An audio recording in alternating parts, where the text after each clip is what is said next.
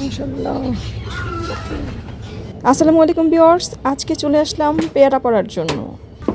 আর এই এত সুন্দর টসটসে পাকা পেয়ারাগুলো দেখে কারো যদি লোভ লাগে নিজ দায়িত্বে সামলিয়ে নেবেন, এজন্য কর্তৃপক্ষ দায়ী থাকবে না কিন্তু। কি সুন্দর পেয়ারা হয়েছে দেখেন, টসটসে। আলহামদুলিল্লাহ আজকে ওয়েদারটা খুবই ভালো, অনেক রোদ আজকে।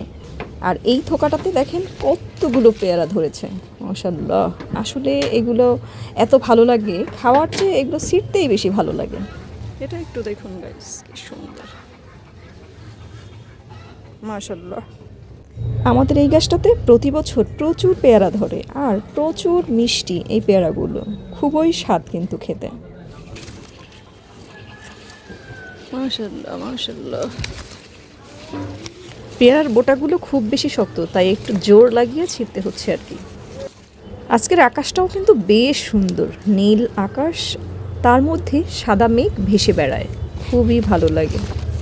আজকে আপনাদের সবার কাছে একটা প্রশ্ন রেখে গেলাম, আমি আসলে পেয়ারা পাড়ার জন্য কোথায় উঠলাম, কোথায় বসে আমি পেয়ারাগুলো পারলাম।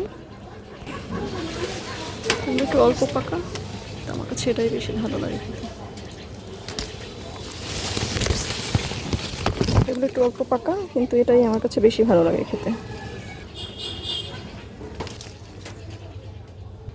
নিজেরা গাছে লাগিয়ে সেই গাছ থেকে ফল ছেঁড়া, এটা যে কত আনন্দের আর কত ভালো লাগার, এটা আসলে যে যে এই ব্যাপারে আনন্দ পান তারাই শুধু বুঝবেন।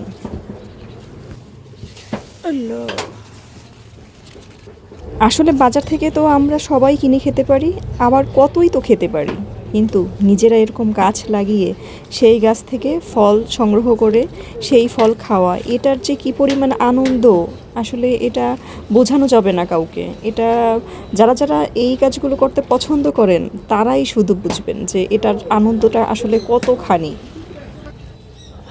আপনার কাছে কোন পেয়ারাগুলো খেতে বেশি ভালো লাগে, একদম বেশি পাকা নাকি একটু অল্প পাকা, যেটাকে বুতি হওয়া পেয়ারা বলা হয়?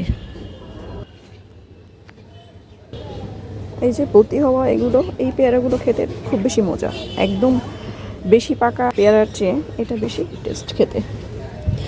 আমার কাছে এটাই বেশি ভালো লাগে। এই যে কত পেয়ারা,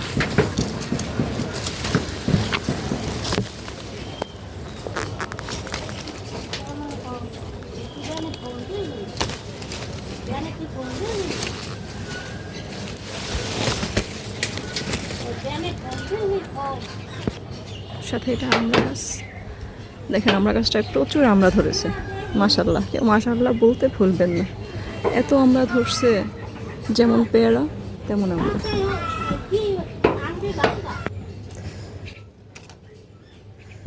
তো আজ এ পর্যন্তই।